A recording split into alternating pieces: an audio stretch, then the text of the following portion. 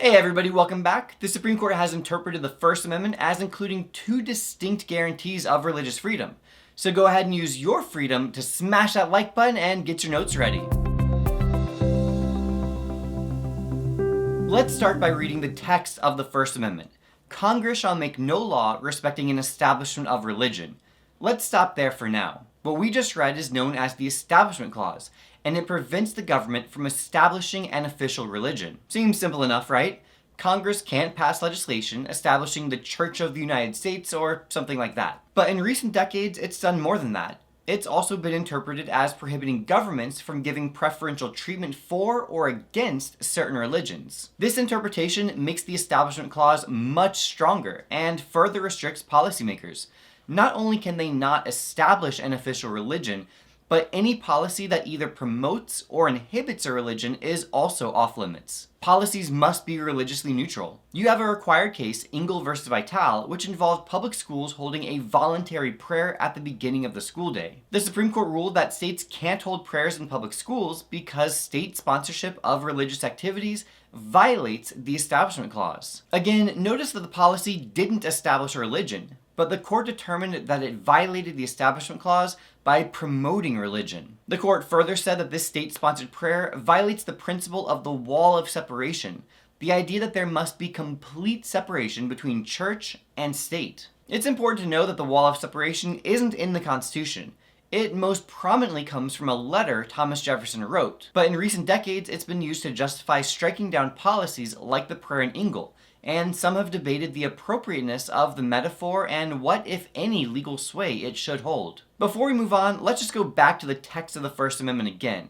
Notice that it begins, "Congress shall make no law." However, Engel and most Establishment Clause cases are considering state and local policies, not federal laws. Therefore, some people, including Justice Clarence Thomas, argue that the Establishment Clause should only restrict federal, not state and local governments. In some ways, there's a tension between the Establishment Clause and the next part of the sentence, or prohibiting the free exercise thereof. This is known as the Free Exercise Clause, and it means that Congress cannot prohibit the free exercise of religion, because citizens have a right to practice their preferred religion. For decades, the Establishment Clause has been used to prevent excessive entanglement of government and religion, but in recent years, the court has elevated free exercise interests above the Establishment Clause. For example, Montana had a policy that provided public funds for families to use only at private, non-religious schools.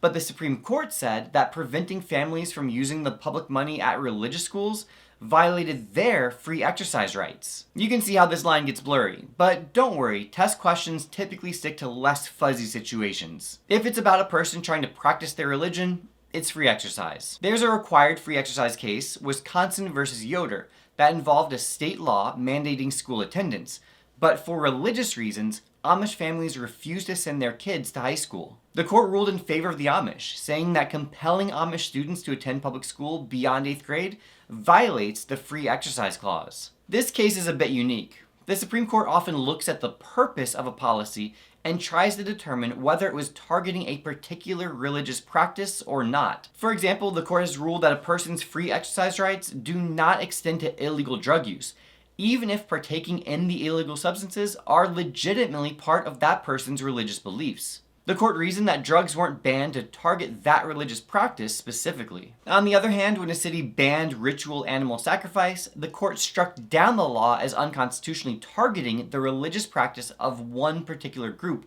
violating their free exercise rights. Be sure to check out my case videos on Engel and Yoder to get all the details you need to know, but that's it for this one. Until next time, this has been a Lamani production.